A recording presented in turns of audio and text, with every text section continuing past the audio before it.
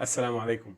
Today's question is, what is your personal mission statement? And this may seem like a strange question. Let me tell you, I used to know this guy who used to be in his early 20s when I knew him.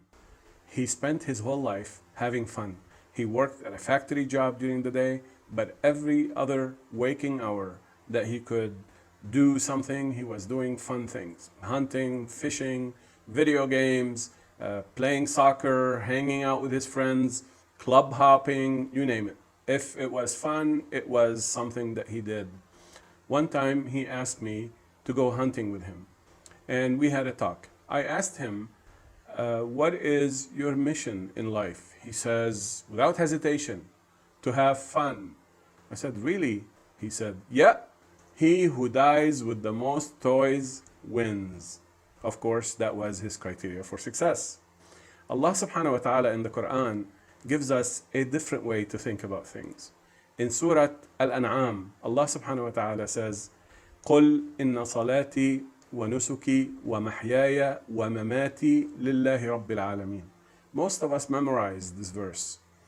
Allah subhanahu wa ta'ala says, say, my prayers and all my acts of devotion, meaning acts of worship, and my life and my death are all dedicated to Allah subhanahu wa ta'ala, the Lord of the worlds.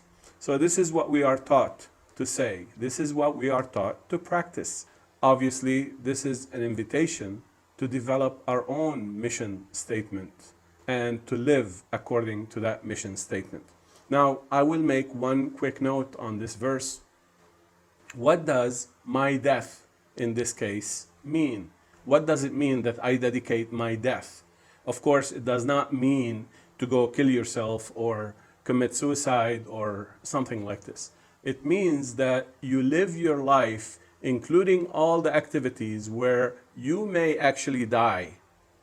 Those activities should be dedicated to Allah subhanahu wa ta'ala. In other words, always keep in mind that death will come during one of the activities you're carrying out. So I encourage you to develop a personal mission statement. The question is, how do we do this?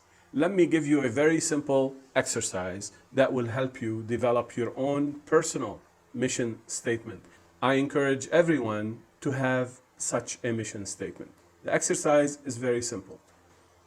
If you wake up tomorrow and someone gives you enough money to live so comfortably and so wealthy and so unworried about any concerns, neither for you, nor for your family, nor for your children, nor for your grandchildren, forever. Imagine that situation. You don't have to work a minute of your life. You don't have to toil to generate income during the rest of your whole life. What would you do with your time? That's the question. I've asked this question to a lot of people, and this caused them to lose sleep, because most people do not think and reflect about what they should dedicate their life to. Let me tell you, a person who answers that question is able to develop his mission statement, his personal mission statement. A person who lives according to that personal mission statement is never bored because he has a mission in life. That person doesn't have free time that he doesn't know what to do with. That person is never confused. He knows how to spend every minute of his life. That person can never be used by other people, cannot be enslaved by other people, cannot be driven by other people to do their missions, cannot live in servitude to other people, because he's free, he's focused, he knows exactly what his life is about. Now, I encourage you to develop such a mission statement. Make sure your mission statement is focused on a noble goal that you want to achieve. Don't worry if that goal is hard to achieve or too big for you or too far in the future. Allah will help you. Dedicate your life in a way that pleases Allah, and Allah will help you. Let me tell you a little story about an incident that actually happened with me personally. In the early 1990s, I used to work as a volunteer fundraiser for an Islamic organization in the United States where I used to live. The head of that organization was named Samira. Sister Samira used to have 3 employees in that Islamic organization, and she would pay her employees twice a month, usually on a Friday. One Friday morning, she called me and she said, "We are in trouble." I said, "What's wrong?" She said, "We don't have any money, and today is payday for my employees. And if we don't pay the employees, it's very hard on their families." I said, "What do you want me to do?" She says, "Figure it out." I said, "Okay."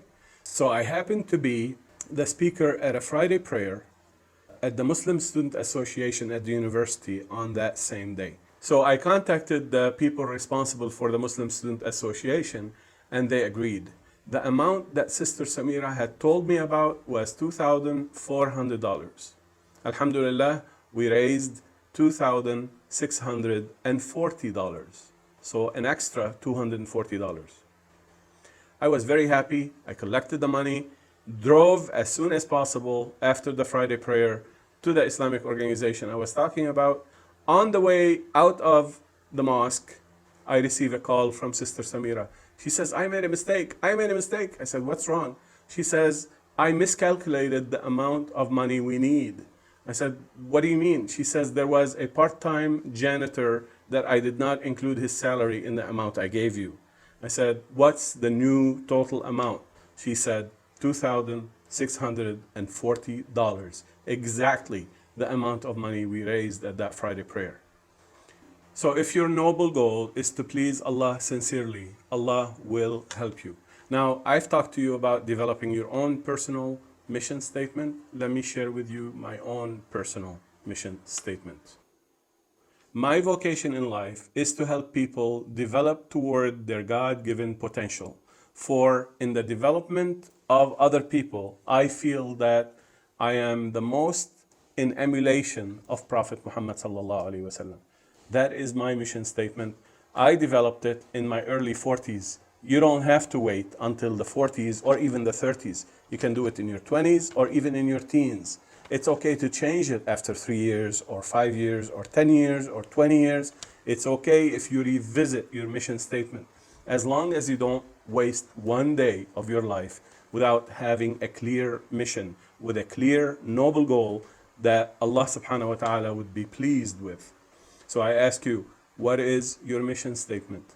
How will you make a contract with Allah to live to please Allah subhanahu wa ta'ala?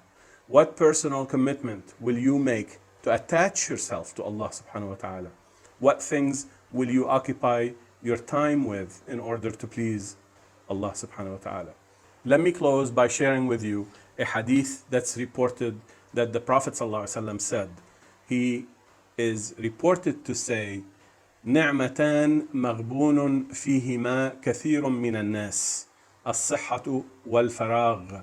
And the translation is, 2 blessings that end up working against most people: good health and free time.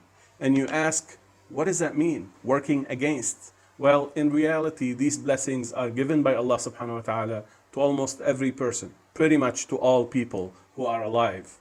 Whether or not we squander these 2 blessings or we use them properly is how we're going to be held accountable for these 2 blessings. So yes, most people will be held accountable for these 2 blessings and they will not fare well.